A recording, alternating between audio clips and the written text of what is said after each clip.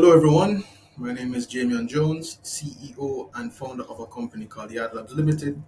And today we're going to be speaking a little bit about the company as well as the project that got financed by the Creative Caribbean Grant. All right, so where to start? So let's firstly, address how we typically define ourselves to people when they ask, who we are and what we do. So at a high level, we say that we experiment with blockchain technology to provide value to our communities and clients. Now, one of the use cases of blockchain technology that we find very interesting is its ability to store, distribute, and monetize intellectual property. So, as a creative, which we have like an animation studio called Animates that we spun up, which is actually the project that we're going to speak about soon. But we've actually done like a test run, for this. And let me probably just share my screen really quick. So these are some sample cartoons that we've done in the past, and what we went on to do to monetize the cartoon because it can be difficult for indie creative smaller companies to monetize their work. What we did was after we made the cartoons, after the audience fell in love with the project, we then give me we then sold them digital collectibles as something called NFTs.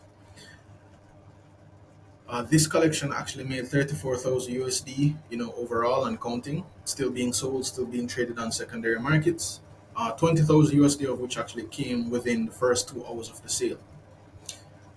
Now, to bring it right back to the Creative Caribbean project.